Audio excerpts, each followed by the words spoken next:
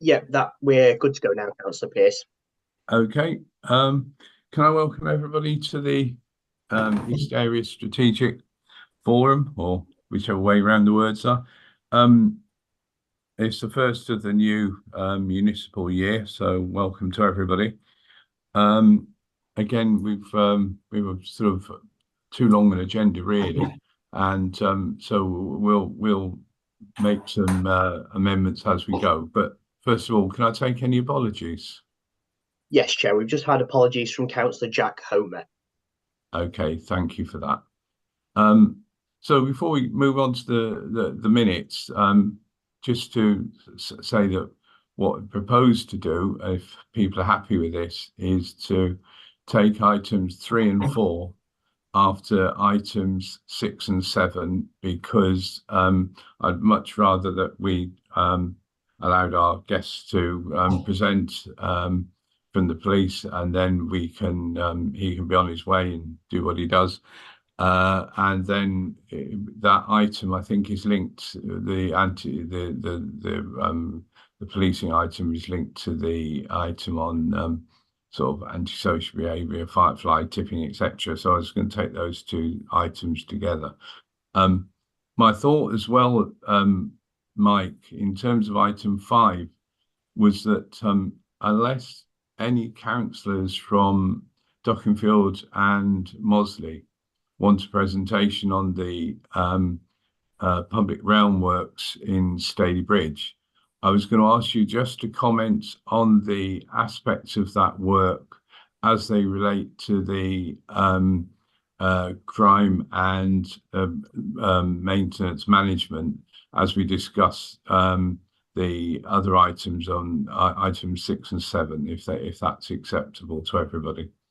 Are people happy with that? I am, yeah. Yeah. Good. In that case, we'll crack on. I'm all for unity, Doreen. Absolutely. And my computer working, but in whichever way it comes. So minutes of the last meeting, could we accept them as a correct record first of all? Yeah. Yes. Okay. Second.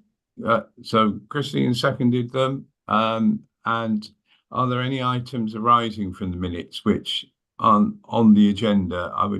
The only item I was going to raise was and just comment on was the issues around the bus station, but I think they're probably being covered in items 6 and 7, which we're going to take next. Has anybody else got any other items at all from the minutes? Chair, just asking, how come the agenda was only sent out, was it yesterday or the other day? Yeah. It was yesterday. Yeah. Yes. Once again, Liam, I'm apologising on behalf of the senior staff here, because I think we were let down again by the by items not being ready in a timely manner. I did write to the chief exec and the head of and the exec leader regarding the way in which these items, which were being presented, and the fact that obviously we weren't being given time to read them. So I will do that again and seek a meeting with Sandra Stewart to see if we can sort of improve on the situation. But we can only apologise for that. But I'd also like to say that don't shoot the messenger in terms of the committee clerk, because he was on holiday, so it can't be Ben's fault. So, And I would like to assure you, Councillor Billington and members, that my colleagues and I do regularly chase items. We do our best to try and get those to you in a timely manner. Absolutely. So again, apologies, but we do chase. We do follow that up. No, I don't think it's acceptable, and in terms of how the agendas are being got to you, Ben. So and I presume that's the same for other committee clerks as well. So I will take that up. But there's other neighbourhood forums. So I had neighbourhood forum met before us earlier in the week. And then, you know, some of the items on here as well are repeated from briefings that we've had as councillors. Yeah. Really, there's no excuse for it. And we do need to be making sure that we are following the council's constitution in ensuring that we have 5 working days to see the agenda so that you know, members can prepare for it. I just totally agree with you, Liam. I just couldn't, you know, couldn't put it better myself. Well, good luck getting an email from, you know, your complaint, because you know, we've made some, and they've taken the time with them. So I hope you get a reply faster than what we do before the next meeting. Oh God! If it's anything like ours, you get them a day before the meeting or 5 minutes before full council. But yeah, so no, I totally take your point, and I think it is incredibly frustrating for officers. What I would say though, I think I'm right in saying that Nick Sayers and Mike Robinson did present on time. I think that's right, and unfortunately, it then screws it all up for everybody else. If that they presented on time and everybody else hasn't, it means it makes their efforts you know, not doesn't work so well, because obviously we can't be putting out bits and bobs of agendas. So anyway, so thanks to Nick and Mike for that. And if we can pass on to item, as I say, item 6 to start with, which would be Inspector. Sorry, I missed your name. Yeah, it's Dave Henthorne. I'm a Chief Inspector at Tameside. Yeah. Do you want to carry on and do your presentation, and then we'll take questions afterwards? Yeah, of course. I've got some slides which I've sent through. I don't know. Are you able to share those slides? So if you go to the bottom of your screen, you should have a share screen option. Yep. And you should be able to share those for members and run through those. Can anybody see that now? We can indeed. Yes. Yeah. Okay. Let me just try and go back. Right, I can't see anybody else now, so you'll just have to bear with me. I'm looking at it the wrong way. It's very clunky, this, isn't it, when we're not doing it face to face? Really clunky. It's like something out of Phoenix Nights sometimes, isn't it? Right. Okay, so I'll just, by way of introduction, my name is Dave Henthorne. I'm a Chief Inspector over at Tameside. I've only arrived at Tameside at the beginning of May. I've been policing in Greater Manchester for 27 years, and I've worked at different areas. I've worked at Bury, majority of my time at Salford, Bolton, specialist operations, firearms, custody. So I've done a few posts in my time. Just a bit of a caveat, really, with any police presentations involving policing. We're terrible at abbreviations and acronyms.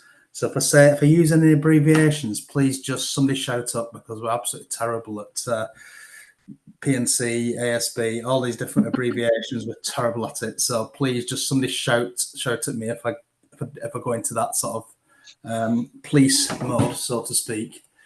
Okay. So yeah, if I go through, first of all, if we can just go through some general bits, if that's okay. Some general about the sort of performance around Tameside. I know it's about East Neighbourhood Policing Team, and I'll go through the slides, but just generally, probably around GMP. So GMP's, it's fair to say it's had its fair share of problems over the past 5 years. For new Chief Constable, new direction. There's a lot of changes, a lot of massive change, a lot of cultural changes as well within. A lot of investment been made. I think where GMP really struggled a few years ago was the answering the 999 calls and the 101 calls, and actually delivering a service when people rang. And I think that's the fundamental reason that the police exist, to help people when they're in need. And we weren't performing there. We've made a huge investment in some of our communications over at, we've got one at Tameside and also at Force Headquarters at Newton Heath. Massive investment there, not just in people, but also technology as well and the structure. So our attendance rate now, we hit 91% of our 999 calls, just over 91.4% of our 999 calls within the Home Office target time. Our grade, what's called grade 2 performance, which is jobs where things like burglaries, where we've got a victim who has been victim of burglary, we're at 64% within the hour. So it's not where we want it to be, but it's certainly better than where it was. And also we use an appointment system a lot now for servicing calls as well, because what we realized for many years, because of our technology, our lack of technology, we were doing a lot of repeat visits to addresses. So we'd go to a burglary victim, they'd have to go to work, we'd miss them, we'd end up going back at 3 o'clock, and then finally we'd reach our victim at say 6 o'clock when we're back from work. Not great. In that time, we'd lost a lot of forensic opportunities as well. So our grade 1, our sort of call performance has really, really improved over the past 2 or 3 years since we got Mr. Watson in post as well. It's fair to say as well, at Tameside, what I've found compared to other places I've worked, we do have, and I'll talk through some of the issues with which are really, really important to people, things like antisocial behaviour, burglaries, vehicle crime, robberies. My first impressions of policing at Tameside, there's a lot of people travelling through the borough committing crimes from elsewhere. So cross-border from Stockport, Oldham, Manchester. We've even got a series at the moment where people are travelling over from a Derbyshire Force area, from the Glossop area to commit crime. So we import a lot of our issues, particularly around burglaries where vehicles are being stolen, which I can sort of talk through some of that in a little bit more detail if anybody wants to know. Our priorities are obviously serious violent crime, domestic abuse, volumes such as burglary, robbery, vehicle crime, and protecting vulnerable people, including children. So they're the priorities for the force at the moment. Certainly at sort of district, at neighbourhood level and district level, i.e. Tameside. Detection rates for crimes at Tameside, they're way above the force average. We detect everything, just under 17% detection rate for overall crime. So that's everything from a broken window reported, in a workman's shed the following morning, to domestic abuse, violent crime, burglary, the whole works. So GMP sits at 13%, Tameside 16.9%. So some good performance generally, what I've found as I've arrived here at Tameside as well. And again, one of the things we often get scrutinised on is stop search is something which the public ask us a lot about. We are having a drive. It's fair to say that stop search in Greater Manchester, certainly under the last 10 years, has dropped. It dropped off. And we're now doing it with more frequency, but also with what I'd like to think is greater integrity as well. So our conversion rate to stop search to arrest is around 21% at Tameside. So not a bad hit rate. And when we talk about stop search, we're looking for things like items for going equipped to steal, drugs and weapons. They're the 3 main reasons why we stop search people in Tameside. And it's fair to say, as a senior manager, I'm having a real drive with my teams to increase that in the right circumstances, with that with that integrity. Okay, so that's just a general sort of scene setting. So East Neighbourhood Policing Team, your inspector is Lisa Halsall. She covers the area as well as other areas. You've got a dedicated sergeant called Ben Marsden. Has anybody? I can't see the screen, unfortunately. Does anybody just shout up? Does anybody know Ben? Yes. Yeah. Good. Right. That's what I want. That's what I want to hear. So we've got seven dedicated neighbourhood beat officers spread spread across the ward areas. That's complemented by 8 PCSOs. So I appreciate the slides are really small. My eyes are struggling as well. I went my reading Inspector glasses. Henthorne, if you just go to the bottom right corner where you've got the zoom, the slider, there's a little icon that looks like a little screen. If you just hit that, that will make it bigger. Down to the right corner. And then I've got it where it says more. Yeah, so keep going to the right. You've got a little icon that looks like you've got a zoom. You've got a slider that says 80%, and to the left of that, you'll have a little icon that looks like a little table. No, I'm not seeing that. I'm afraid, but on my screen. Alternatively, go to the top where it says slideshow. I've got view at the top. I can see view.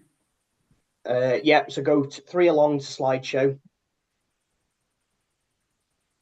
No, other way. Sorry. No, it's not showing. Right. Okay. We might just have to persevere with how it. Yeah. No. It's. Yeah. I'm sorry. Yeah. It's really clunky. I'm afraid. Yeah. Okay. To be honest, I think we all know each ward knows their own PCSO and PC.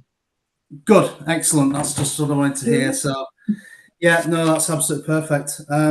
So yeah, we've obviously one of the big drives we've got now is creating that sort of proactive culture. So around East, we have got our biggest arrests volume are certainly violence with injury. So violence with injury is things like public order offences. So we've had neighbour nuisance where people are shouting, bawling, screaming in the street. We'll take positive action with that, either at the time or subsequently. Retail crime is something which has been ignored for, it's fair to say, quite a long time, and it's come to become quite the government have been pushing us to increase retail crime, retail thefts, shoplifting. We do prioritise that because we recognise that people are committing the shoplifting, they're also committing antisocial behaviour, they're also doing the burglaries, they're also, the ones that are outside, sometimes begging outside some of the supermarket shops, particularly the aggressive begging. So we do take positive action. Every time we get reports of shoplifting or any other crime, burglaries, we have PCSOs doing revisits. Third most frequent arrest is possession of drugs. Violence with injury, again, that's next. We've locked up 8 times for that since Christmas. Possession of offensive weapons, public order offences, and the rest goes down that slide. So we've tried to create on all the neighbourhood teams right across Tameside a real sort of proactive culture, and we monitor that. We encourage and want them to be arresting people. Stop search I've already described. Our number of stop searches have been increasing. We want to continue to increase it, but with that integrity in the right way. As I've already said, 21% conversion rate. So in the vast majority in East is the possession of drugs. And then secondly is section 1 of PACE. So we're looking at things like looking for items going equipped, particularly in the middle of the night, early hours of the morning, where we're looking at people who disrupt, people who are involved with vehicle crime, burglary, etc. Demand breakdown. A lot of our issues there are with, we've got a breakdown there with Mosley Staler Bridge and East Duckingfield. Our antisocial behaviour in this area generally is broken down into your disorderly behaviour, your roading inconsiderate behaviour is the Home Office classification. But also we've got an issue with motorcycle nuisance. Big issue right across Tameside and to be fair, across Greater Manchester. Lots of issues with both off-road motorcycles, which are being probably bought and stored in properties and then ridden around with no helmets or balaclavas on. And we've also got the second part of that is the mopeds that are generally stolen, where again they've had the registration plate ripped off and they're being gone around the streets. Again, sometimes with face coverings on. That has been a big increase in antisocial behaviour. The other issue we've had, which we've seen an increase, and again, this is not just a Tameside or even a Tameside East issue. This is something which we've seen across Greater Manchester since the legislation changes. The number of reports we're getting about dangerous dogs, particularly XL bullies. We're having to respond to reports from members of the public that people have either got them, they've taken them out, they're not muzzled, they're an XL bully, and that's causing a real headache for us because, frankly, we're no experts in in dogs. I'm certainly not an expert. Certainly my officers aren't experts in dogs.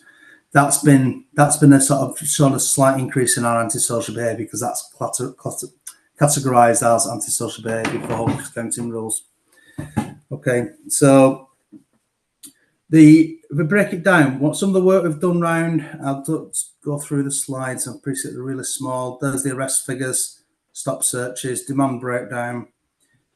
Staley Bridge bus station, that's probably, it's fair to say that's probably been your ASB hotspot. Been a lot of work there. We've had dispersal orders in place between the 24th of March because of up to the 26th of March because of specific incidents there. That's one tactics we can use. We've had criminal behaviour orders. That's another tactics which we're really pushing for. So criminal behaviour orders, or CBOs, are the old, what in old money they are ASBOs. The last government changed the names from ASBOs to CBOs. It's the same thing. It's basically civil order to prevent somebody doing something they shouldn't be doing. So whether it's entering a certain area, or whether it's entering a certain store or associating with individuals, if we can prove to the courts that that person's should be stopped doing something, the court will issue a criminal behaviour order for a fixed term. And that's something if they breach that, that's something which gives us the power to arrest that person and take them, put them back before the courts. A lot of interventions there. We'd work closely with the housing provider, the main one's Jigsaw Homes, which they're working towards a number of closure orders at the moment, a lot of tenancy action. We've done a lot of work in relation to the off-road motorcycle nuisance. So a lot of the bikes are being stored in gardens and sheds and even people's hallways. So that's a really good tactic to work close with those partners as well. We've got on a Thursday and put funding bids in for our transport unit to come and provide additional patrolling around those hotspot areas, including Staley Bridge bus station, Staley Bridge town centre. And the other one with serious violent crime, we've seen some steady decreases across Greater Manchester with serious violent crime, but a lot of the issues, particularly in Staley Bridge, historically have been licensing issues and the nighttime economy, where we've got there's a lot of work done by Craig Foley, one of my licensing officers there, who will work with the licensees, and where they're not adhering to, or there's issues not adhering to the legislation or the condition of the license, he will take them to review with the local authority licensing team and look at seeking closure of those premises. The other big issue with one of the big time-consuming issues we've got, which is absolutely valid, is our stance on drugs and cannabis farms, particularly cannabis farms. We get a lot of reports now, right across Tameside, but including east in Duckenfield. We get a lot of reports of cannabis farms, a lot of intelligence. The community are telling us, people know they're happening, they can smell them. We put drones up, we put heat-seeking, the helicopter where we have the thermal imaging, and that builds that intelligence picture. And we've done some, I think recently, about a fortnight ago, we did a cannabis farm in Duckenfield on the main street there. It was a private residential landlord, and the electricity was 450 plants there. We had a male that ran out the back of the address as we got there. He was detained, he was caught, and the walls of the house, it was so dangerous that the walls of the house were actually hot. You could feel them from the outside, where they'd interfered with electricity to such an extent that they had to dig the pavement up outside to make it safe. Not far Duckenfield, just opposite Duckenfield Town Hall, actually just down the road. Big issues with that. Again, the neighbourhood policing team, they'll develop that intelligence as I've just described, and they will act on it. I'm really encouraging that, because as I said, everybody knows that everybody's telling us, and that most of the intelligence we get is from communities as well. Other drugs will obviously tackle cocaine and MDMA. That's obviously, we get intelligence about that. And again, wherever we can develop it, we'll apply to the courts to obtain a warrant to search the address. And once we've done that, we'll obviously do what we need to do, but we'll also leaflet drop the area as well, inform local residents that what we've done, so there's no secret about it. Finally, quite a lot of work. I also touched on motorcycles. particularly antisocial, but we've also got the motorcycle theft. So we've got Operation Brand running at the moment, where there's people who are involved in the organised theft of motor vehicles in motorbikes in Thameside. Some of them are going to be, some will get recovered, some will disappear, some of no doubt will go onto the parts market, onto the internet. They'll move across Greater Manchester, so they go to what we call chop shops, and they get broken down for parts. You can put anything on the internet, on eBay or any of the motorbike forum. It's really easy to sell on the internet. So we've got some leads. We're going to be doing a morning of action where we can go and bring a number of subjects in who've come back forensically linked to the theft of the motorcycles. And finally, OpCamera is the name for, as I've already described, the antisocial use of motorcycles in Thameside, which is a big issue. We're working with the Community Safety Unit and other partners, housing providers, to try and reduce that report. It's very, very seasonal. At the moment, obviously with July, the weather during July has been awful. Unfortunately, when the sun comes out, it gets warmer. We tend to see an increase in reports of antisocial behaviour on motorcycles, etc. If that's okay, that is the end of my slides, and I'm open to any questions. I appreciate there's always going to be questions when we talk about. I've covered through that. Has anybody got anything, Chair, that? Right. The floor. Dave, I've inside then intelligence that Dave, you got your hand up there? and then Liam. Yes, I I couldn't have. see the hands. I could only see the slides. I apologise.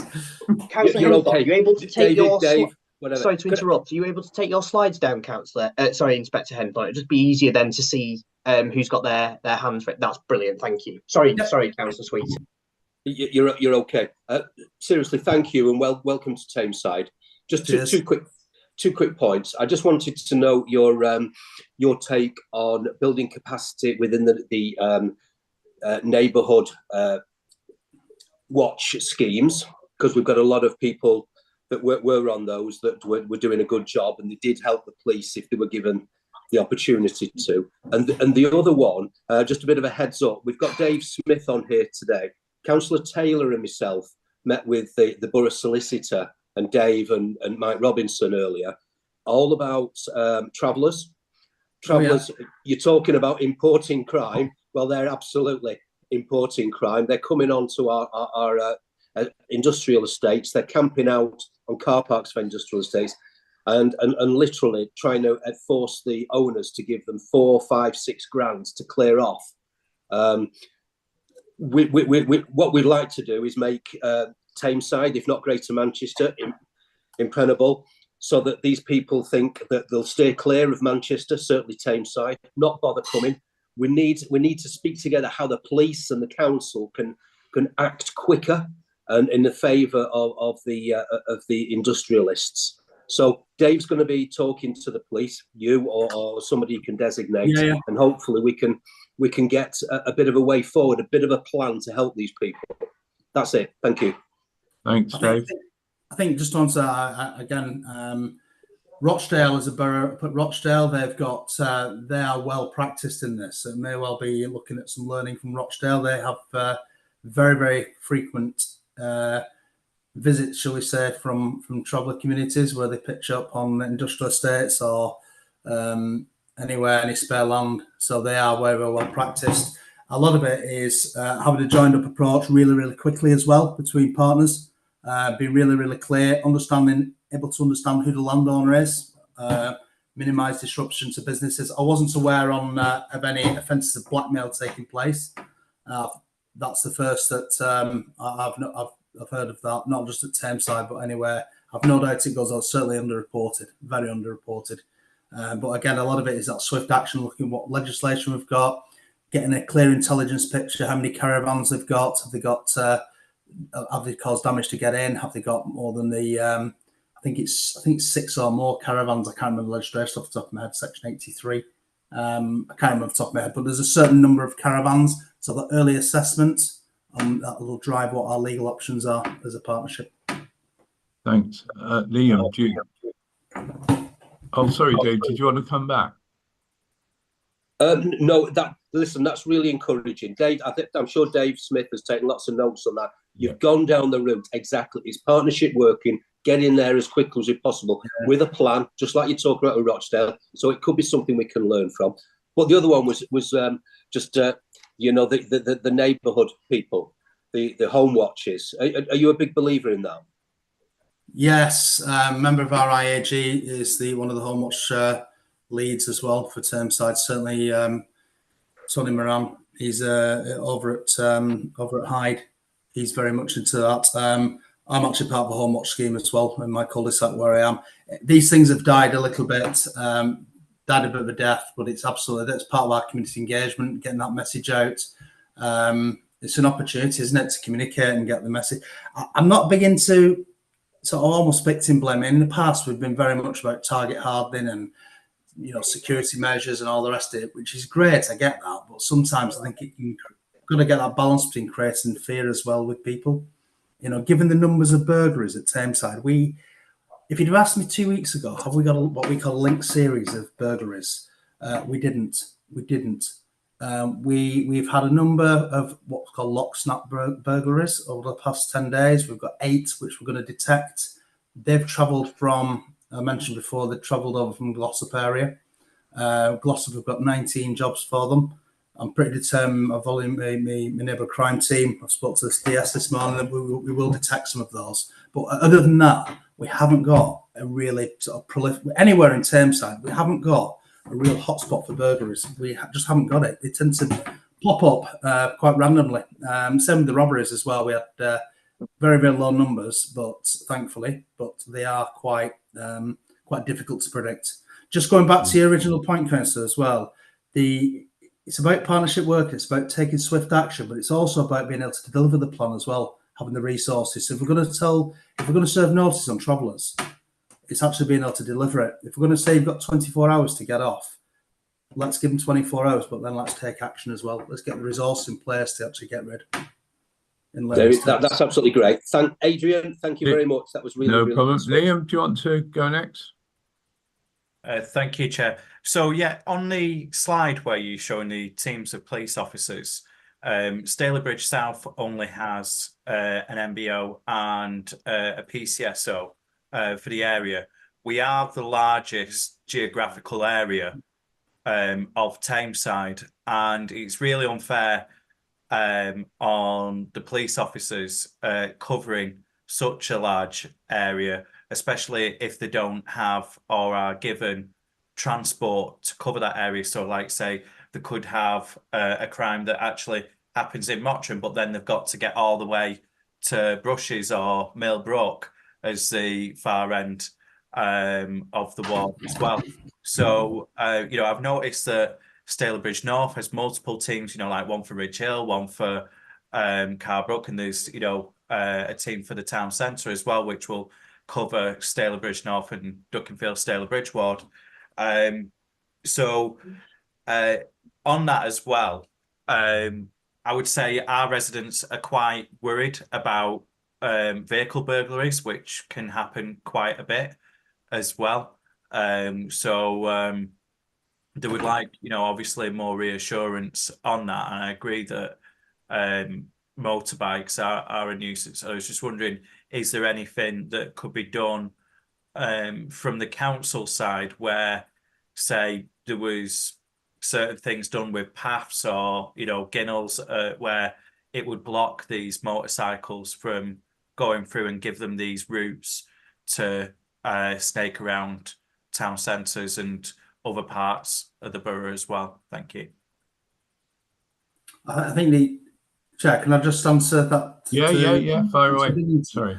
I think the establishment of PCSOs, first of all, PCSOs, they really should be encouraged. We'd like to encourage them to be on foot and be visible, not driving around in cars. I appreciate at Tameside some of the areas that it is a huge, huge area with quite rural areas on the outskirts as well. I completely get that. I know in Bolton, the PCSOs are in the buses and public transport, Metrolink buses, etc., which is free for them to travel on. So again, it increases that visibility. People speak to them. They give that reassurance when they're there as well. So that's one thing. Well, look, we're going to have to see what happens with obviously we've got change of government now. We'll have to see what happens with our establishment of PCSOs and PCs. We just don't know what recruitment's going to look like in the next 12 months. We really don't. We're just waiting to see and hear. Okay, Christine, did you want to ask a question? Yeah, sorry, I can never find the hand. Just about see you. Chair, I have got Sorry, my hand I up. think Councillor Dickinson. Oh, were you first, Doreen? Yeah, I think I she was. Oh, yeah. go on then. Go on then. I'm not going to argue. It's just, it's just a few words of praise, really, Inspector Enthorn. 2-3 months ago, wherever I drove in Stalybridge and Tameside, I had the terrifying experience of somebody coming on a motorised bike with a balaclava and a mask. And, you know, 2 of them would appear and go each side of my car the wrong way. And it was nerve-wracking. And that certainly has reduced. I'm not saying it's gone altogether, but it's certainly reduced. So it must be down to something that the police force is doing. That's all I can say. Thank you. It's funny. That's really excellent. Yeah, thanks very much for that. It's nice to have some praise. I think a lot of it is we've got this culture after COVID where this face coverings, these balaclavas, it suddenly emerged. It's not just Tameside; it's everywhere. It's a national. It's something that's just. But it just became like a pandemic. It was everywhere on every. As I was on a main road out of these side streets, they just appear. Yeah, well, again, it's if we can prosecute people for no insurance, no license, no MOT, not wearing a helmet. Again, sometimes the bikes are stolen, sometimes they're not, but they're not road legal. If we can get the identities, and again, that's why some of the work we do in local authority CCTV.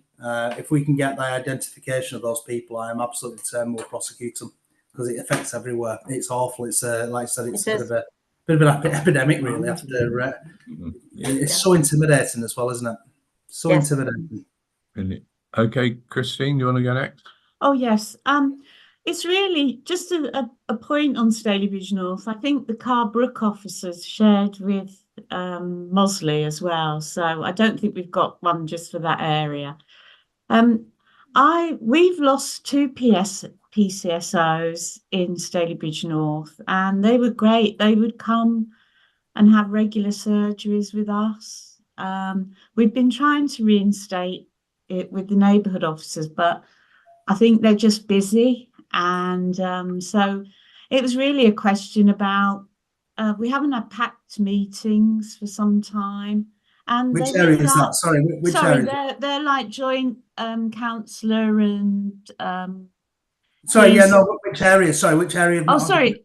Well, I'm particularly for Stalybridge North, but I don't think we've had any in Stalybridge town centre either. And they're really useful, not just for people to be, your officers to be seen, but for swapping intelligence, really, because we do know our areas fairly well, and we found it really useful.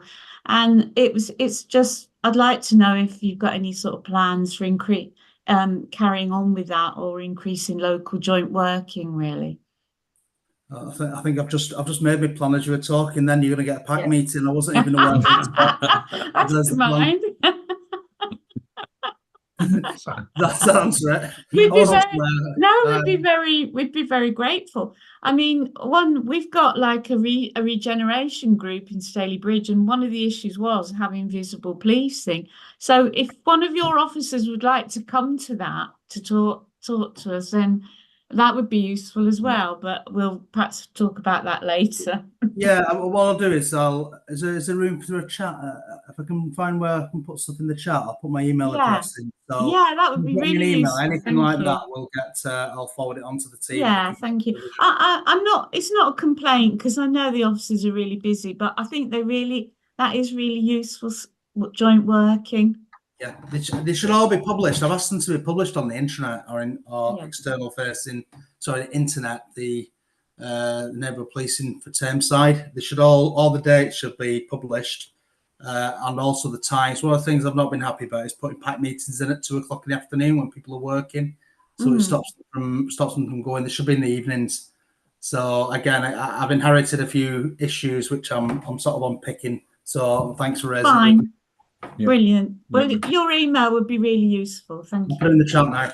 Thanks. Brilliant. Okay. Well, I am aware of time, and Ben did say keep people to a minimum before the meeting, else we'd be here all night, and he was right. But any quick questions before we let the inspector go? No, that's good. Oh, that was really good. I don't know if you could stay on for 15 minutes for the next item at all. I'm going to ask Mike and or Nick, I don't know who's presenting, on sort of antisocial behaviour and fly tipping and things like that. So and it's all got a link back to the sort of the work you're doing, and sort of on the perhaps on a lower level or something. So is it Nick or is it Mike who's Chair, just before we Mike, to interrupt, yeah. just before we move on to the next item, Deborah has had to apologise. She's had to vacate T1 where she was working, as they've had to close the building, so she won't be able to present her children's items this evening. So she does apologise for that. To be honest, it's probably saved. In that case, take your time, Nick and Mike. You know, we've got about another hour and a half to go yet. So no, I am joking. About another, but you have got a bit longer than perhaps I thought. So if you could move, if you want to take your item now. Saves time for the questions. Yeah. Yeah. You'll get loads.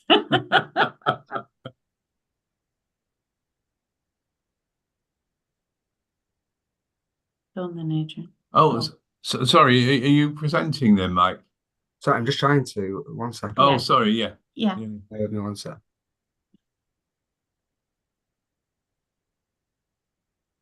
What's happened? Ben, I'm struggling to see. Yeah, you can see. Can you see at the top where it says "from beginning"? If you just hit that, that should put it on slideshow mode. You should be wizard at this, Mike. I know I should. It's my mouse just see. Must be a night for it. I'm telling you. Yeah, it's got. It's been really bad. Gremlins going on. It's really embarrassing. Right, here we go. Phew. Okay, can everybody see my slides? Yeah. Yeah. Yes, Right, Mike. so that's brilliant. So my name is Mike Robinson. I manage licensing and fly tipping.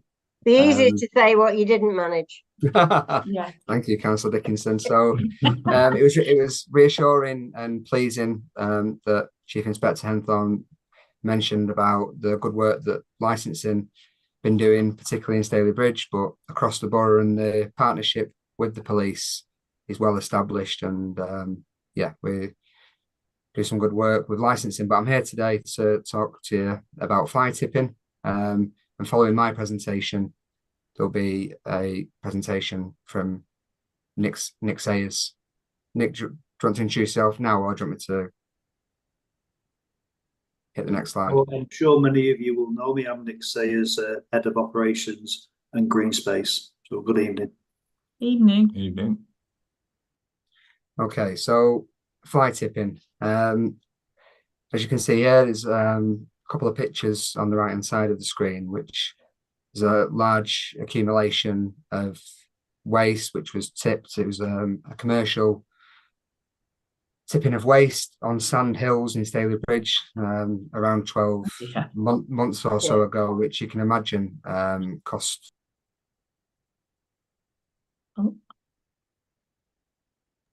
Oh, Still there? Yep, you're back we're again, all Mike. here. But your slides aren't.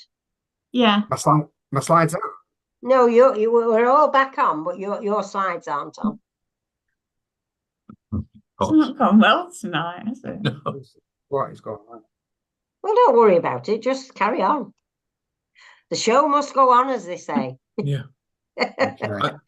I think they're Everybody's- circulated anyway, Mike, aren't Yeah, they? everybody's seen my slides, so Yes. I'll carry on. Okay, so regarding fly tipping, it's anything from a bag of household waste, mattresses that we see dumped regularly on the street, to like shown there, that large commercial waste which is dumped. I think lots of people, just some people that perhaps don't realise the fly tipping. There's a picture on the screen that you'll have seen on the slides of a bag of waste dumped next to a litter bin.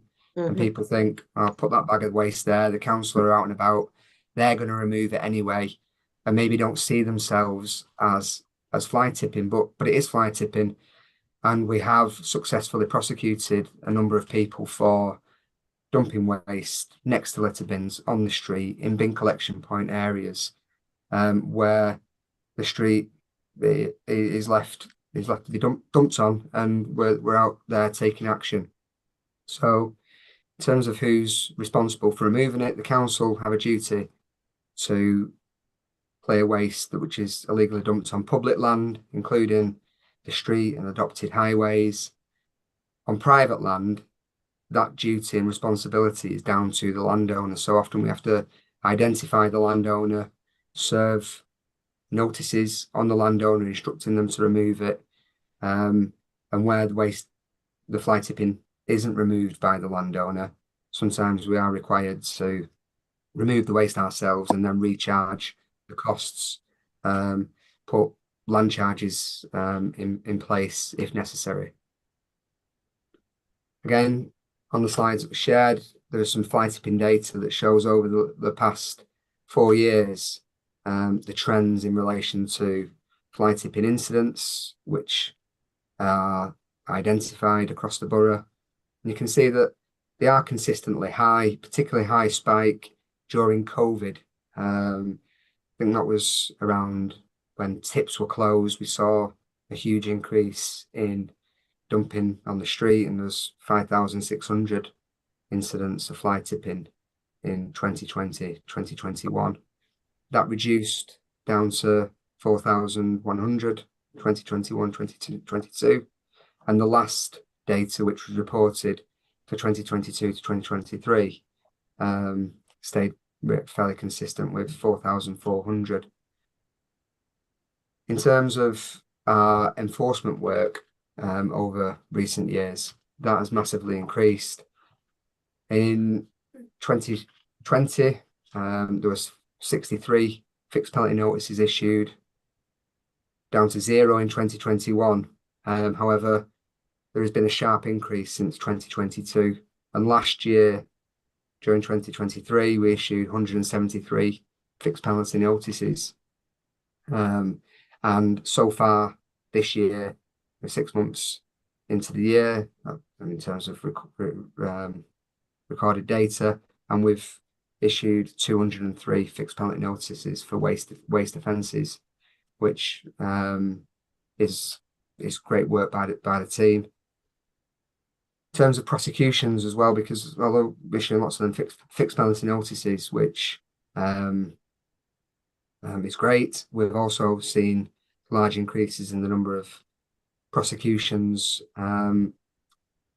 So far this year, we've issued 6 court proceedings and had 6 successful prosecutions for fly tipping.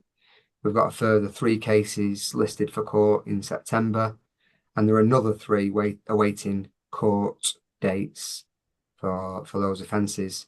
And there are a significant number of other cases being prepared, which will be submitted to legal in due course. So again, I've reported on the enforcement highlights so far this year. Mentions the days of action that we have in place, of a programme of days of action where we're focusing on our fly tipping hotspot areas to go and provide additional enforcement work, proactively visit these areas, which is proving successful. And in January, we're in Hyde and 18 fixed penalty notices. In St. Peter's and Ashton, in February and 8 fixed penalty notices. Just last week, we were in Stalybridge North, around Ridge Hill area, and Knoll Street in Stalybridge, where we're getting significant reports of fly tipping in those areas. And we visited with colleagues from community safety, actually, obviously recognising the ASB and the partnership there, to engage with residents in the area, ensuring that they've got the correct bins, they know how to report the fly tipping, they know who's doing the fly tipping particularly, so that we can take action against the offenders.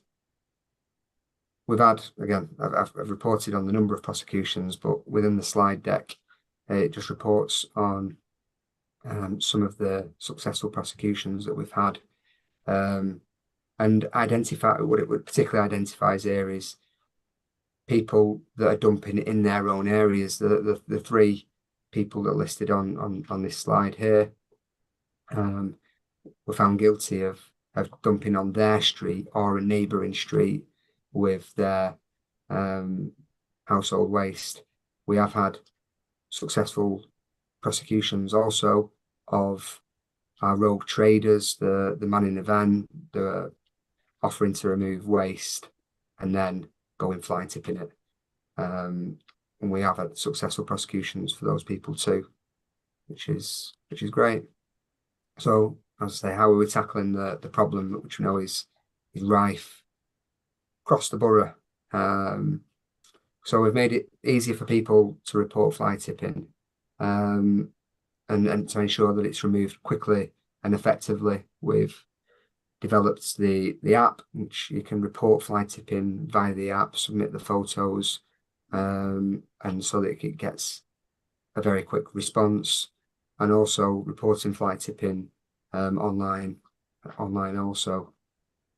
We've identified, as I say, our hotspot areas and increasing monitoring of those hotspots, not just waiting for the days of action, but going out proactively. Officers are out every day visiting these areas, serving the fixed penalty notices when offenders can be identified. So we've got these programme of days of action, which we're looking to expand, including partner agencies and other departments to engage with residents. Increasing publicity and communications, which I think is really important to get the messages out to public to show when we are prosecuting, when we are taking enforcement action, but also just to make sure people are aware what bin they need to use, and providing that information, which I think is going to be key to make sure that we continue that. Making sure. Also mentioned the CCTV camera trial. We currently have a CCTV camera which is located in a fly tipping hotspot in the borough. This trial is proving to be successful in capturing the fly tipping incidents, and plans are progressing to purchase several cameras which can be deployed to multiple hotspot locations based on demand. I think it's key to spreading that message and ensuring that people are deterred from fly tipping in the first place, and know that if they do fly tip, they will face the consequences. And I think that's really, really key. Brilliant. Over to you, Nick. Okay, so the second part of the presentation is for me to give you a sort of a quick overview, really, of street cleansing and the various layers of street cleansing operations as well. Obviously, like Mike said, you've got the slides as well. I'll start with the zonal sweeps. So what we've done is we've split the borough into, there we go. Thanks, Mike. So we split the borough into 30 zones, which are swept every 6 weeks, subject to available resources. Now, each of those zones is then split into 3 areas where we have 2 mechanical sweepers working alongside 1 manual litter picking crew per area. So in total, we have 6 sweepers and 3 manual litter picking crews with 2 operatives per crew in the daily zones. Now, the amount of resource in each and sweeper availability. However, each day we try to ensure the resource is appropriate by moving our hotspot sweepers around, which I will go on to later. But just to note as well is during leaf fall, this obviously slows down our sweeping operations and it's more labour intensive, and the zonal teams are then assisted by some of our grounds maintenance staff during this period. So on to the hotspot. Sorry, Mike, you just go back one. Thanks. On to sort of the hotspot sweepers. So to supplement the zonal sweeps, we have 4 hotspot mechanical sweepers across the borough. One of these sweepers covers Mosley, Stalybridge, and Duckingfield, as we know that there'll be certain areas within the zonal routes which will not withstand the 6-week zonal cycle. So the hotspot sweeper will concentrate on regular hotspots like shop frontages, known grot spots, and also deal with any emergencies, for example, road traffic collisions, spillages, and any health and safety issues. And depending on the available sweepers, these are the sweepers that will then help the zonal sweeps I mentioned previously.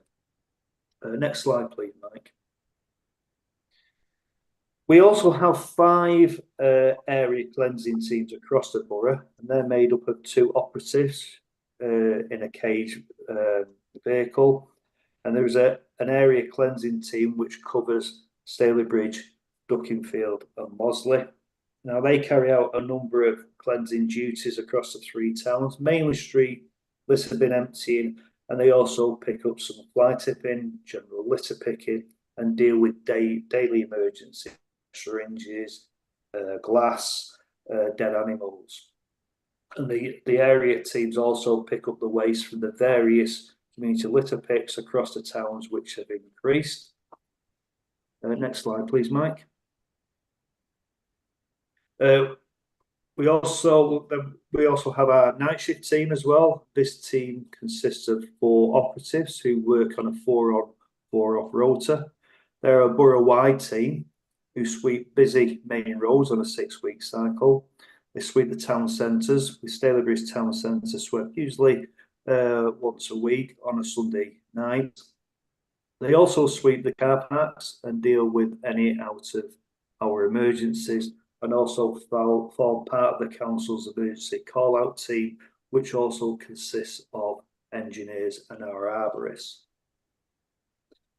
We then have a team of 2 operatives who work on our fly tipping team, who deal with larger scale fly tipping incidents, as they are in the 7.5-ton vehicle, and they work closely with Mike's team around obtaining any evidence which could lead to enforcement action.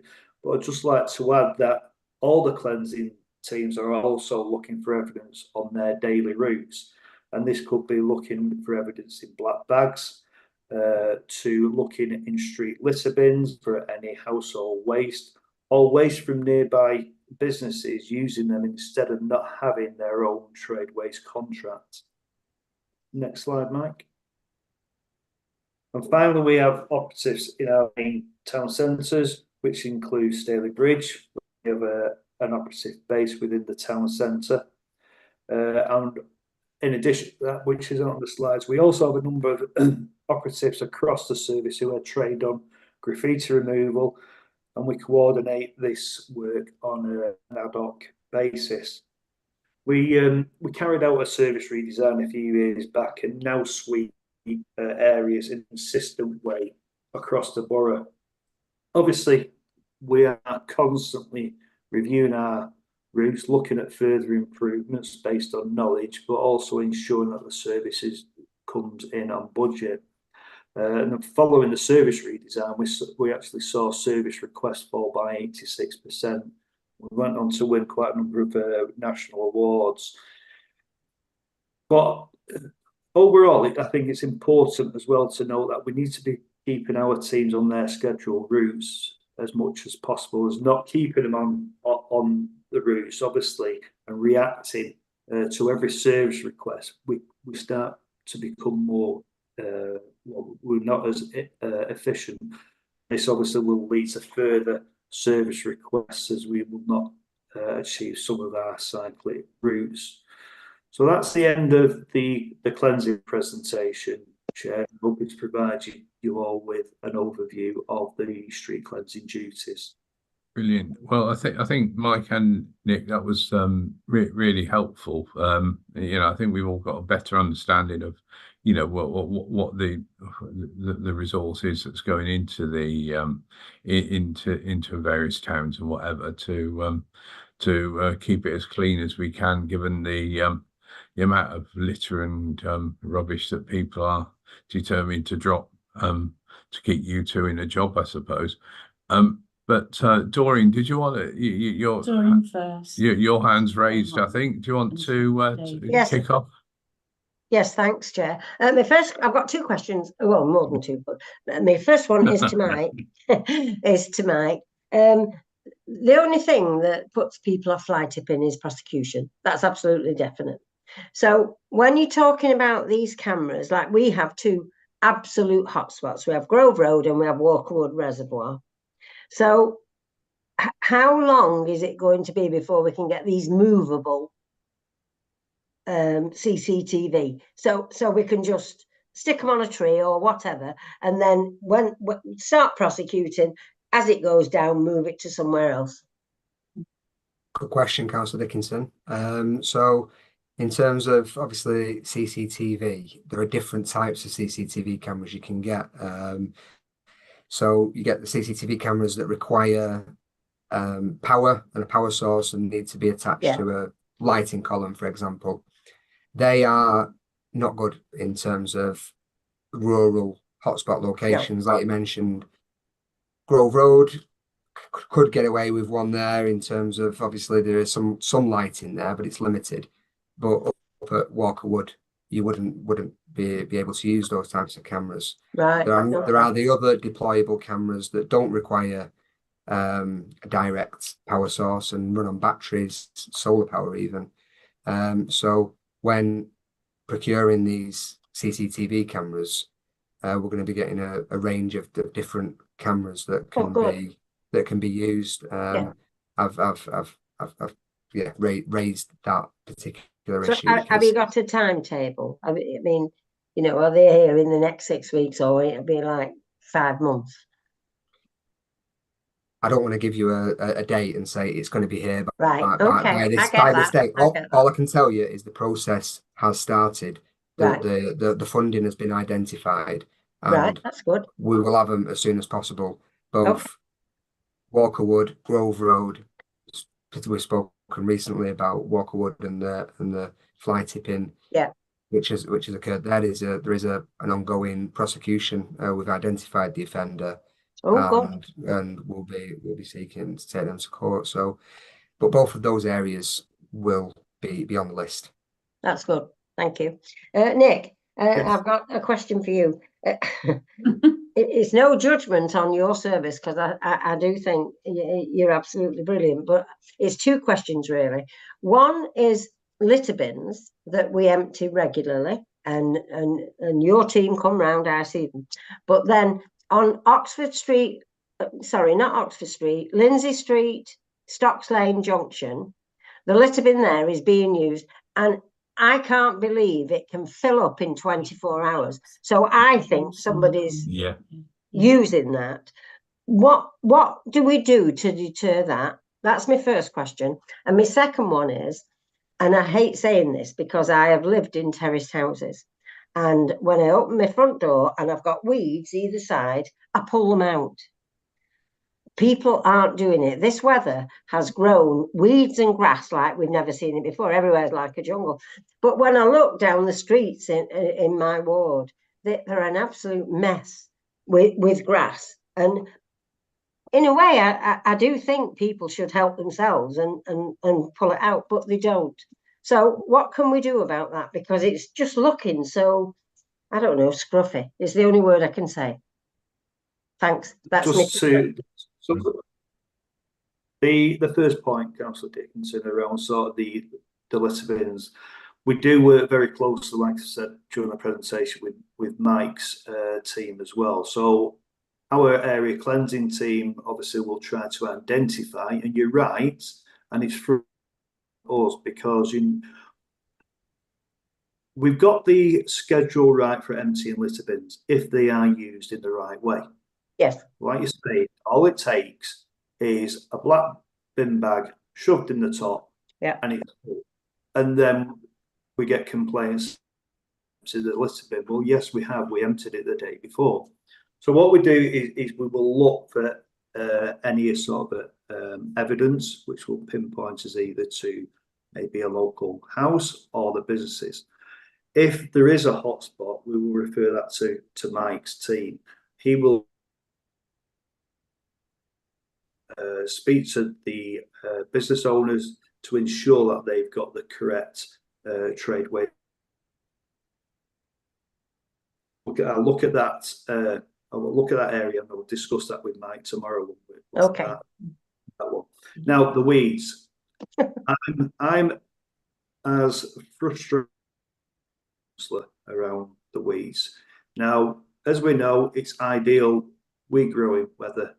Get warm. Oh, absolutely. It hasn't stopped raining for the last probably 8 months. Yeah, we are set up as an operational service to do the highway weed spraying, but we can't do it because if it's raining, the chemical is ineffective. Right. If it's forecast for rain in the afternoon, we can't do it. So we, every single morning, know we're coming to that depot, we open our curtains in the morning. So we're geared up to do the operation, but obviously it's, it's the weather and that's out of our control. Now, obviously we're behind because we haven't had that. We usually start our weed spraying program in May. And you may have seen them, probably not this year because we haven't been out that often this year, but in previous years you've probably seen our guys on quad bikes. Yep. So we're only halfway around the borough, but again we're dictated by something that is out of our control. They do look awful. Yeah, I pull the weeds up outside my house. Obviously we don't expect everybody to do that, but we are on with it, and we'll be back on with those operations. So yeah, it's just as frustrating for us as it is for yourself, Councillor, and obviously a lot of the residents as well. Okay, thanks, Nick. Thank you. Councillor Barton. Hey, thanks, Adrian. It's to Mike. It's just regarding the HMOs, especially on West Street and the original. It's just the amount of waste, the amount of antisocial behaviour, and it's just really a constant battle for me and for yourselves and everybody to to try and keep on top of it. So I'm just wondering what's happened with the HMO number 48 Ridgewell Lane, and we've got problems with Circle, the one on West Street at the bottom as well. It just looks like a dumping ground. It's constantly like this, and it's starting to get me down and the residents down really badly as well. Cheers, Mike. Yeah. Regarding HMOs, firstly, when we get an application for a HMO, I recognise not all of them are required to be licensed, and with regards planning permission, when there's a planning application for a HMO, those are reviewed by Environmental Services and Waste Services to specify what waste provision is required, and requiring those HMOs to have their own commercial contract. So you'll see, particularly the one on West Street, which you're referring to, there's a commercial bin there. Yeah. And then that's down to my team, neighbourhood team, to work with the provider, like say Circle or whichever operator is running those properties, to make sure the residents are using the bins correctly, not allowing waste to accumulate. Some of the issues that you've mentioned in those areas can be with contaminated bins. The bins get contaminated, dumped on the street. They're not going to be emptied, and then it's for us to identify those, remove them, to stop them being misused in the future. Again, you mentioned the other property off Ridgell Lane. We were out in that area as part of the day of action, identified some issues that we're going to look into. Yeah, and 90 Ridgell Lane, Mike, and a 93A, mate. What we'll do is, yeah, so we'll take this Sweet, offline in terms of the particular properties that are causing an issue, and I'll ensure that we follow that up. I've given before, mate, like in the emails. I did give the address on the emails because we got all the evidence. But the dumping from Market Street in Stalybridge, now some of the people, like you said before, they're just coming from outside and dumping it on Ridgell, which is unbelievable, really, isn't it? It's travelling 2 or 3 miles, this litter, mate. So, but I'd like to say you're doing a great job anyway, and you're a top guy. Thank you very much, Councillor Barton. Thanks, matey. Yeah, so Tilbrook. Just a couple of questions. One following on from Doreen's, really about the CCTV.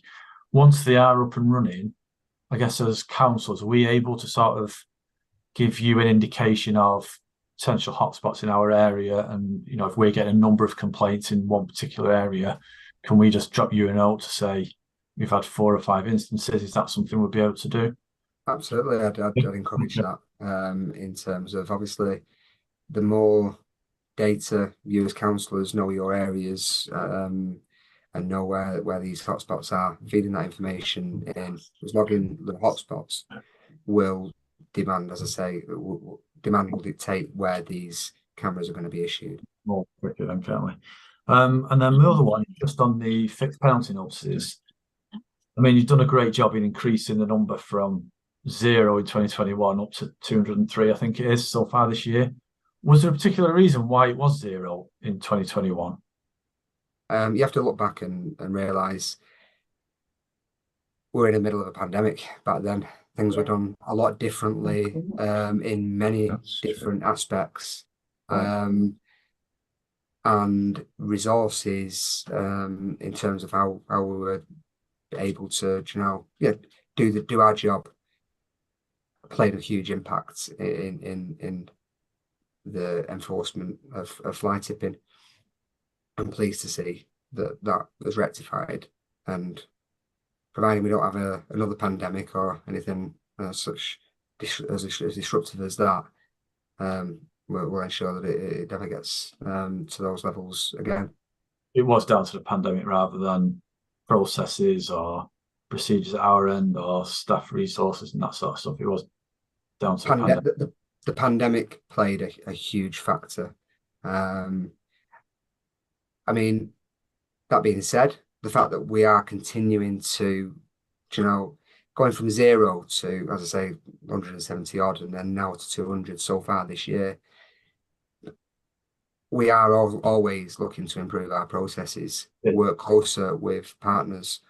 Nick's team, like I say, they're doing a great job day in, day out on the street, finding evidence, passing that through to our team to take the enforcement action.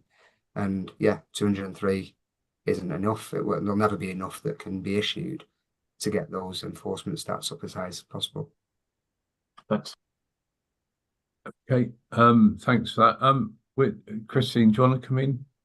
Oh, no. Or were you indicating to Liam? Have I missed Liam? Yeah, we've got Councillor Billington and Inspector Henthorne as well. Oh, right. Okay. Sorry. Yeah. Sorry, I can't see on this screen.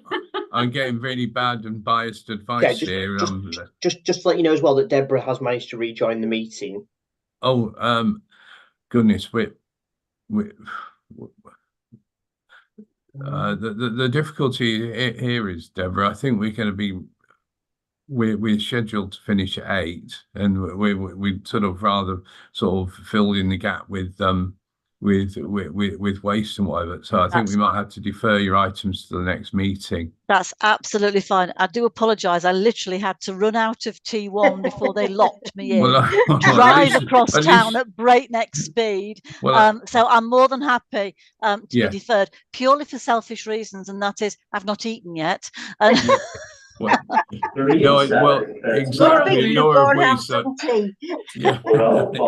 So that's great. Shall I disappear and come back next time? You do that, and we'll see you in your hot zone. Okay. Thank you for accommodating me, and I'm sorry I had to run away. Bye. Okay, no problem. Bye. Yeah, Chair, we've got Councillor Billington with his hand raised, and Chief Inspector Henthorn as well.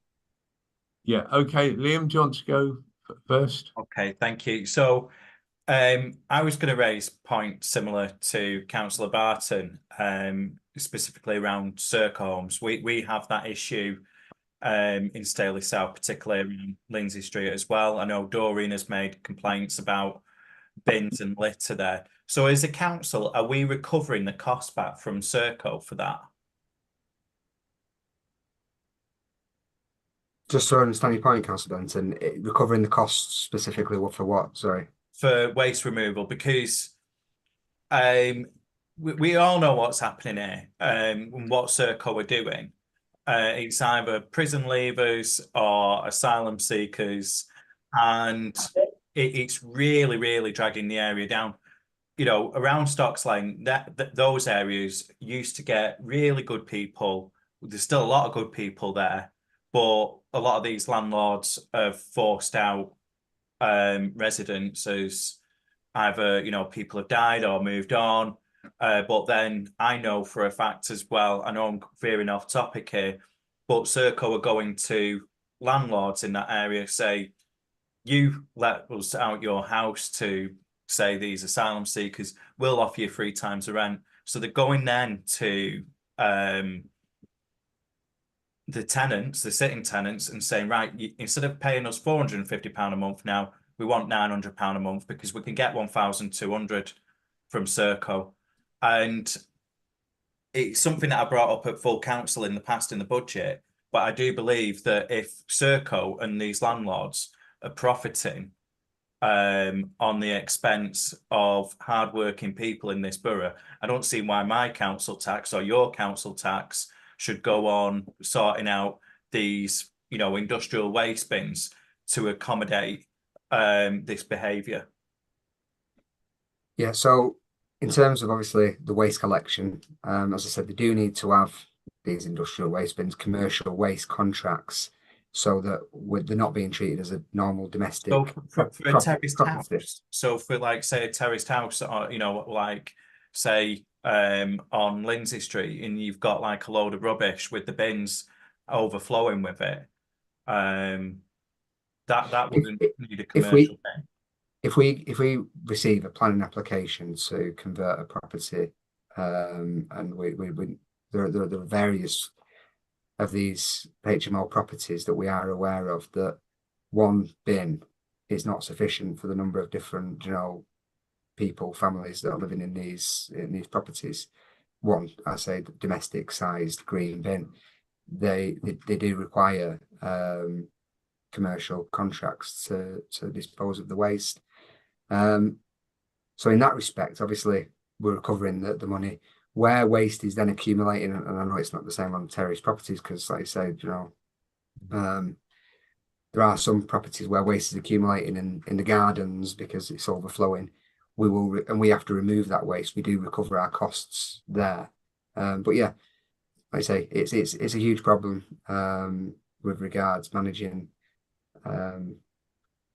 not just HMOs and not just identifying any particular operator being Serco or anybody else.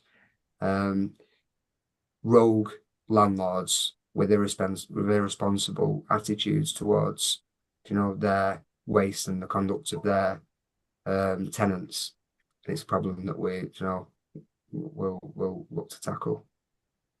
So do you think that maybe the landlords register will improve things? Because I think, you know, we need to be more heavy-handed on irresponsible landlords. And I know there isn't all the tools that are either being used or, you know, there's things which are holding us back.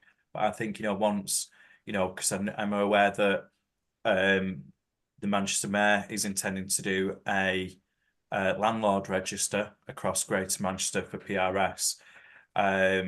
So would we then start be able to put charges on properties if these landlords don't sort out the tenants? Because what it's ultimately doing is bringing neighbourhoods down.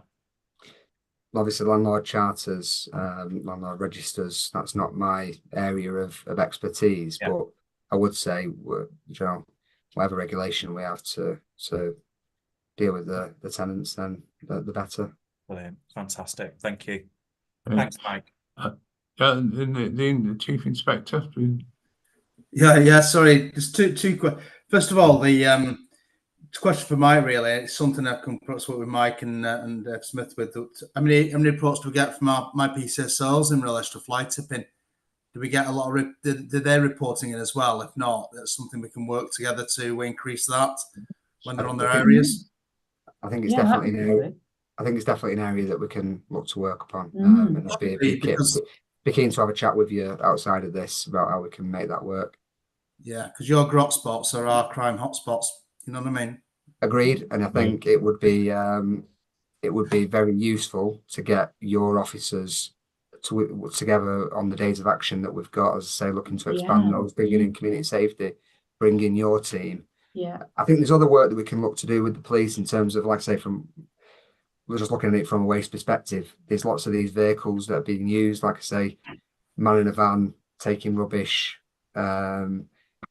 vehicles, and looking to to solve that and do some stops on that. But like I say, I think we can. There's some work, some sort of work to do on ANPR markers and things like that on the vehicles, so they can get stopped on the motorway and they've not got a trade license. The other thing I was going to mention, if I've got, I know we're really tight for time, but it was really interesting what you just said about HMOs. People virtually take the words out of my mouth. My view is that they are not a good standard of homes. We're certainly not talking about student accommodation in Tameside, and they are incredibly profitable landlords, as we've already discussed. There is a clear correlation between antisocial behaviour, problem tenancies, and obviously even burglaries. A lot of our burglaries that we're recording in Tameside, we're telling members of the public there's been a burglary. A lot of those are committed in HMOs by other tenants. So they're not we're telling the public we've had X number of, what I was saying before about burglary figures. Well, really, they're not burglaries in the traditional sense, but you've got two tenants that fall out with each other. They open the door and take the television or take some money or whatever, some other valuables, and we record that as a domestic residential burglary. We must be able to map. We must be able to show as a partnership a correlation between crimes and antisocial behaviour with some of the HMOs and present that to the planning. And say, look, enough's enough. We have got a lot of HMOs, and what I'm hearing here, and be able to say they're not a good standard of accommodation for anybody. Like I said, they're very profitable. Turning the pub into a lot of flats, 8 flats is great. You're going to learn a lot of money out of it, but there's got to be a planning solution to this, if that's what I'm hearing. I fully agree. No, fully agree. Yeah, we're totally, absolutely. Totally in agreement. And I mean, it's an opportune time, isn't it? Because of the local plan being reviewed, to be able to work that. And I think this is something which I don't know if one of the officers can take that point up with the inspector so that we don't lose it in terms of the linking this into the planning system. I don't know whether that would be Nick or whether you could take that one forward, Nick. Yeah, Chair, I'd also like this to be fed back to the planners because, sorry, I'm jumping the gun, but with so many of us have raised concerns about HMOs at the planning process, and we just get nowhere. Doreen we did get lucky on the stocks, but I've done it. I know Adrian has. I'm sure other councillors have, where we know there are going to be waste issues and rubbish and potentially parking issues, and it's just ignored. And I think it's just become for all of us a real problem. So I would like some of this to go back into the planning our officers or the planning system somehow. Anyway. Yeah, I think we'll make sure that happens. Definitely on that. I mean, I'll drop a line to Julian Jackson on it and take it from there. Just the landlord landlord licensing or the registration for landlords across GM, I'm not sure. Is that going to be is that a voluntary scheme? Or is it mandated before people get paid benefits and registered there? I think it might be voluntary at the moment. Law. No, it will be mandated as a bylaw under devolution. Yeah. Okay, Yeah, brilliant. It was granted at the last. Yeah. So I think it was October last year. GM had a specific super devolution deal, which Burnham agreed, and then Birmingham, they had their own devolution deal. So Manchester and Birmingham have their own deals compared to other combined authorities, which are under the Combined Authority Act. Manchester and Birmingham have their own. So with that, one of the things was PRS and laws around that. So he's got the facilities to do that, and I believe it's just finished consultation at GMCA. So hopefully it will be put in soon. Chair, can I come in, please? Yes, yeah. Thank you. When you talk about HMOs and planning, the first thing you have to realise is that anything under 8 residents don't need planning permission. No.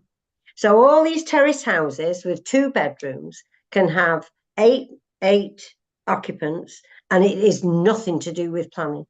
It just happens. Nobody disputes the waste, or they do dispute the waste. But what I'm saying is there's no regulation. Yeah, and that's a fault of the if you like, planning, not laws, but guidance.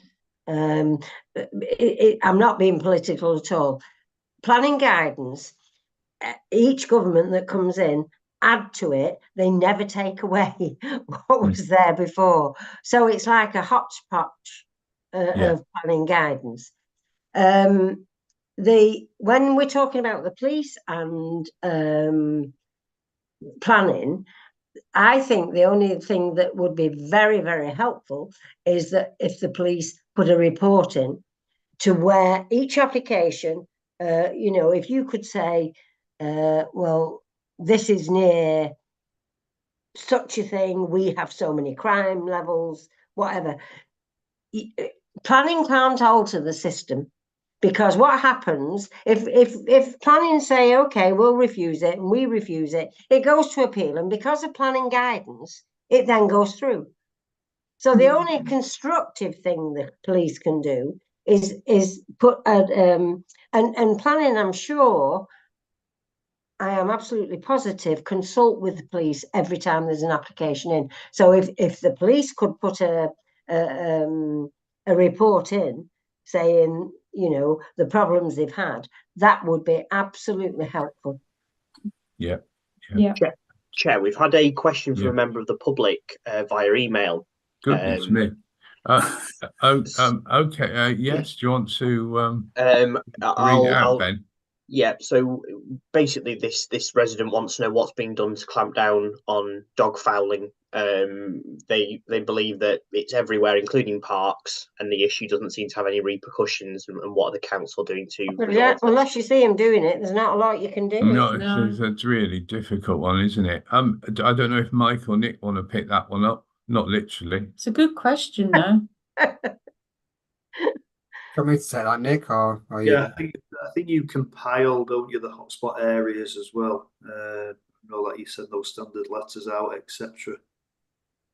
Yeah, we do obviously follow up on reports that we receive, and yeah, in terms of taking action, then there's some work that we can look at regarding public space protection orders also. So yeah, there's things that we can look at regarding that. So, Mike, in all honesty, you do look at them, but you need evidence.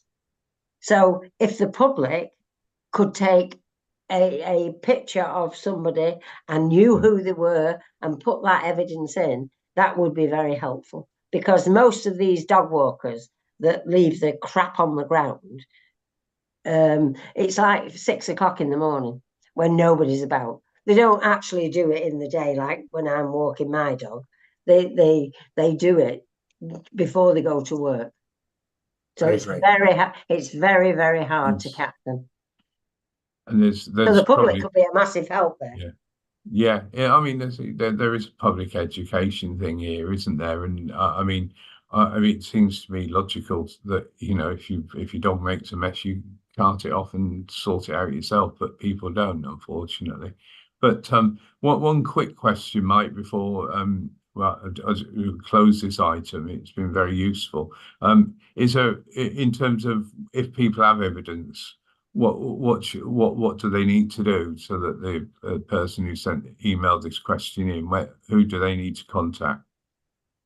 It would be helpful if they email the public protection team. I don't know if they can provide that information, kind of retrospective of the email address for the public protection team, or alternatively, if they just call the council switchboard, provide that information, and then it will get to my team.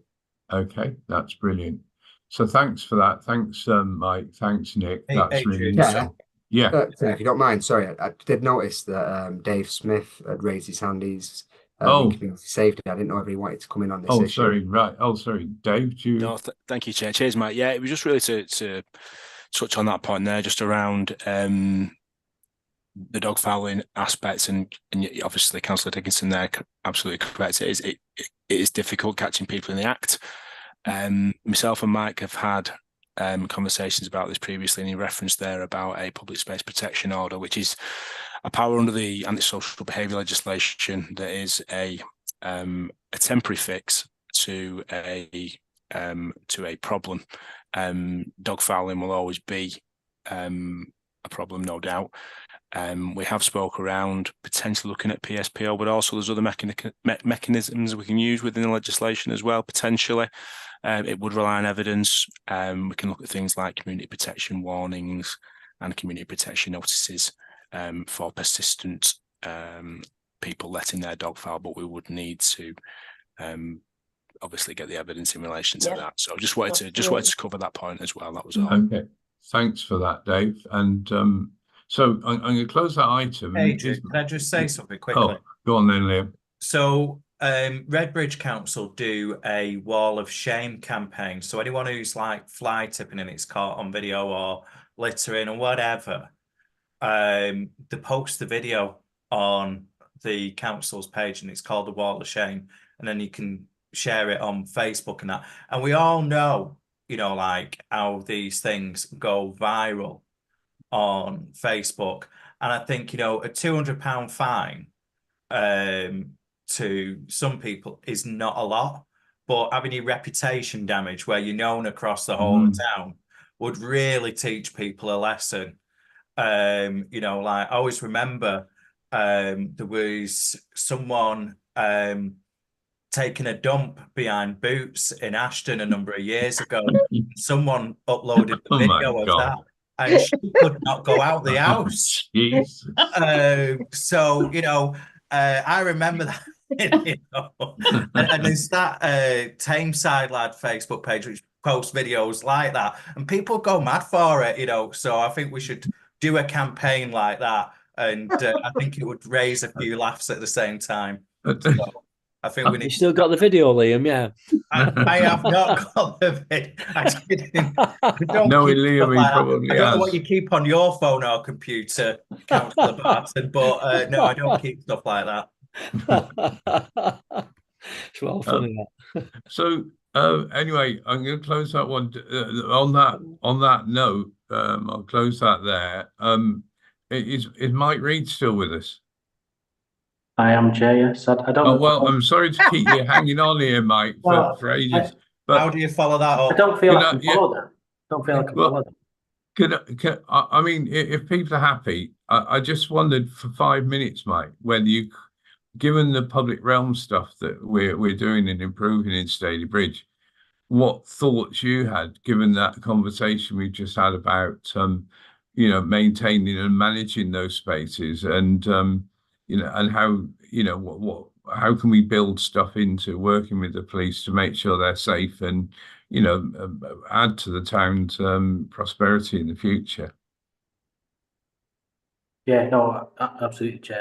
I think there's quite a natural kind of progression really in terms of the discussions that we've had thus far, and then in terms of how we then bring forward a kind of a better, more attractive environment in the town centre. But that then needs to be maintained and preserved kind of going forward. So in many ways, I have that kind of the easy job of coming in and putting something nice down, and then the guys like Nick and Mike have to try and look after it once it's in.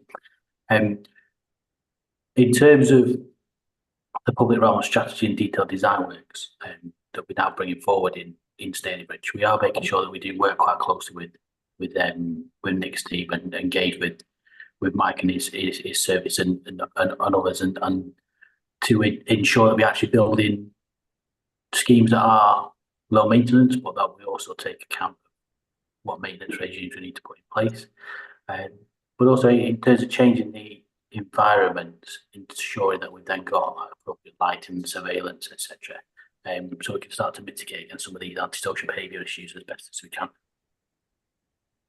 Excellent. And Chair, can I just say, because we're coming to the end, that this kind of neighbourhood forum is far more productive to me than having the things we've had in the past that were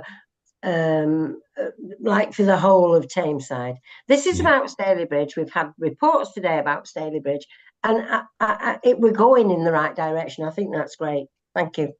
Yeah. Oh well, thanks for that, Tori. I totally agree with you. I think this is what the forums are about, really, and should be about.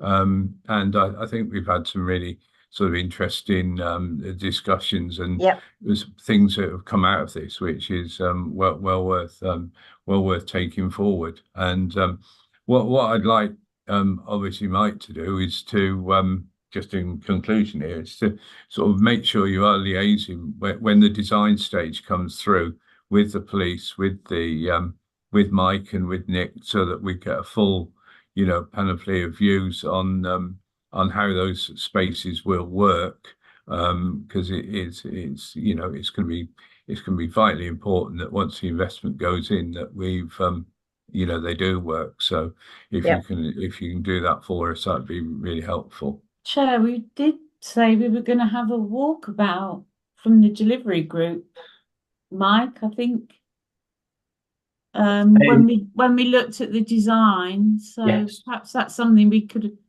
incorporate some of those offices. Absolutely. It's, in terms of the slides have been shared in advance around where we are with the next step. So we're just finalising the appointment of the team that will work on the detailed design works, and then we'll set up that walk around. And it was my intention then to have the likes of Nick and Lee Holland, etc., on that walk around with us. Yeah, that'd be really useful. So that we actually capture all those views, because what we are trying to make sure we do with the detailed design stage and then the implementation is that we have this kind of one team approach across Place Directorate. So there's no one then working in any silo. It's helpful to us having all of those services within the Place Directorate as a single entity. So you can ensure. I think that's really good. Yeah. Yeah, it's really positive. And I'm sorry your slot was it wasn't very long today, Mike. But I think that's I hope you're taking something from the meeting. It's never usually that short, is it, Mike? Not usually. I'll take it once. So we've come to any other business, I think. Now, Taff asked me to raise one issue about whether we could move back to having meetings in person. What I'll do is I'm going to send round. Right, okay. I'm going to send round an email to everybody, and you can vote on it. Right. And I'll be the arbiter. The problem with that, Adrian, is the Civic Hall isn't open. If there was somebody central in Stalybridge, I wouldn't. I prefer personal meetings, and I prefer it to be, us all to talk to each other around a table. But we have nowhere at the moment in Stalybridge to have such a meeting. I know we have no, that is a problem. It is a problem, isn't it? It would have to be Mosley or Ducky. So I'm not going to Mosley for just you know, the agenda's been all right tonight, but if it's like the others in the past, I am not. Liam, we're moving forward. It's not going to be like the others in the past. Anyway, on that note, Chair, from my perspective, I just think giving the go on, Taff. Sorry, from my perspective, it's just giving the public that opportunity to meet face to face. I've been saying it for years. It's the only forum where we can have that local kind of knowledge shared with the members of the public, and questions are asked. So I would like you know, I asked you to put this forward, but I would really think going back face to face. Can I just say, when we had district assemblies, they were really well attended, and the public put questions in. When it changed to neighbourhood forums, it was like a set agenda, and it was across Tameside, and people just lost interest totally. No. So today's meeting is very localised, and that's what we aim. A local agenda with Mosley, Duckenfield, Stalybridge. That's absolutely fine, and people will start attending again, but they won't if we go back to what we were doing. No, I tend to agree with you. Did you want to come in, Christine? I two things. I think it's very difficult, and I'm not criticising officers, but I think it's very difficult to have meetings in person if we're going to get the agenda and papers the day before, particularly when we've had a council meeting, so none of us were around last evening. So I think that if we are having ones in person, I think we've got to be more disciplined, and that needs taking back, I think, Adrian. Not us, but I think the papers and the agenda has to be more disciplined. I would agree with you. It wouldn't work, would it? Because it would just be awful. We're lucky we've had really good presentations tonight, but you know, and we know, and these are issues that we know, but if it's stuff we don't and we haven't read it, I think that would be very difficult. My other point on any other businesses, could we possibly have the landlord's charter on the next agenda for the next meeting? Because I don't know a great deal about it, and I would like to actually. Well, I think I've also asked Emma Barnum to produce something on HMOs as well. So I think the two would link in quite nicely, given where the conversation's gone this evening. So it'd be worth inviting someone from GMCA as well. I think that'd be really useful. Absolutely, I noticed there was somebody on their email today, wasn't there? It was I think there was an email from relating to that. It's not. And any other business from anybody? Adrian, could I just say, can we keep on top of the ambition to actually recognise Pete Rawson, our engineer that re-engineered the canal through Stalybridge, either by means of a plaque or a bench? Agreed. Okay, we'll take that. We'll take that through the. I think the town team are putting some money together for that. What I'll do is I'll get a note round to people as to where we're up to. Great, thank you. Okay. Thanks for everybody's attendance, and also thank you. And we had a few technical difficulties, but anyway, we got there in the end. So thanks and good night, and enjoy